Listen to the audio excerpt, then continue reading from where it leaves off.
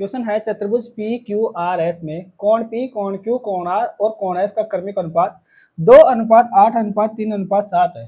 P Q R S किस प्रकार का चतुर्भुज है? ठीक है, ये बोला है। देखो चतुर्भुज पी क्यू आर एस है, उसके कोणों का अनुपात दे रखा है, कोण पी अनुपात कोण क्यू अनुपात कोण आर अनुपात कोण एस। इनका रेशियो कितना दे रखा है?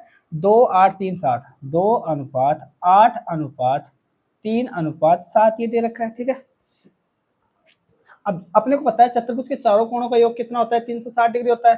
तो 8 2 10 7 3 10 10 10 20 यानी कि टोटल कितनी हो गई? ये 20 यूनिट हो गई। ठीक है, और 20 यूनिट का मान अपने को कितना दे रखा है?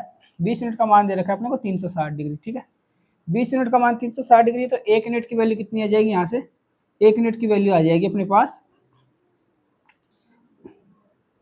18 आ जाएगी। ठीक है, 1 यूनिट की वैल्यू कितनी आ जाएगी? 18, क्योंकि 18 दूनी 36। ठीक है, 360 है तो ये इसका 18 गुना है। ठीक है, 118 गुना है। ठीक है, यानी कि 1 यूनिट की वैल्यू 18 आ गई। तो कोण कितने कितने आ जाएंगे? ये कोण कितना आ जाएगा? 18 दूनी 36 डिग्री, 18 × 144 होगा, ये 144 डिग्री हो गया। और तीसरा कोण कितना था? ये 54 डिग्री हो जाएगा। ठीक है, और ये लास्ट वाला कोण कितना आ जाएगा? 126 डिग्री। ठीक है,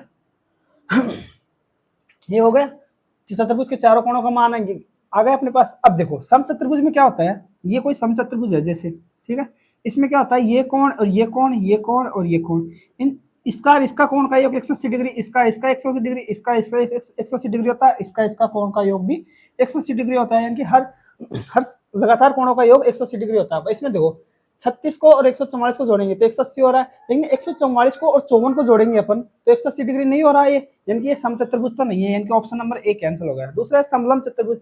समलम चतुर्भुज में क्या होता है? जैसे ये समलम चतुर्भुज है, ठीक है, समलम चतुर्भुज है, जैसे ये अपन मान लेते हैं ये P, ये Q, ये R और ये S है। ठीक है, यहाँ पे P कितना है? 36 है। ठीक है, और Q बराबर कितना है? 144, और R बराबर कितना है? 54, और ये है 126। समलम चतुर्भुज की क्या प्रॉपर्टीज होती है? ये वाले जो ये दो कोण होते हैं ये 180 डिग्री होंगे और ये दोनों कोण 180 डिग्री होते हैं। ये क्या है? समलम चतुर्भुज की प्रॉपर्टी होती है। दोनों कोणों का योग कितना होगा? 180 डिग्री। और समचतुर्भुज में इन दोनों का, इन सब का 180 डिग्री होता है। इसका भी 180 डिग्री योग करेंगे तो इन दोनों का योग करेंगे तो भी 180 डिग्री होता है। समचतुर्भुज में इसका भी योग 180 डिग्री होता है। इस वाली प्रॉपर्टीज तो इसने फॉलो नहीं की, क्योंकि 144 को और 54 को जोड़ेंगे तो ये 180 डिग्री नहीं हो रहा। अब देखो समलम चतुर्भुज ये इन दोनों कोणों का योग 180 डिग्री, इन दोनों कोणों का योग, जबकि इसमें भी देखो 36 से 144 को जोड़ेंगे 180 आ रहा है, और 54 126 को जोड़ेंगे तो भी 180 आ रहा है, यानी कि एक समलम चतुर्भुज है। ठीक है, यानी कि ऑप्शन नंबर बी अपना आंसर हो जाएगा। वर्ग का देखेंगे तो वर्ग में क्या होता है? प्रत्येक कोण 90 डिग्री होता है। इसमें देखो 36 144 54 और 126, यानी कि वर्ग तो वैसे भी नहीं हो सकता है। ठीक है, और पतंग का तो अलग ही मैटर है, तो ये भी नहीं हो सकता। ठीक है, यानी कि ऑप्शन नंबर 20 का आंसर हो जाएगा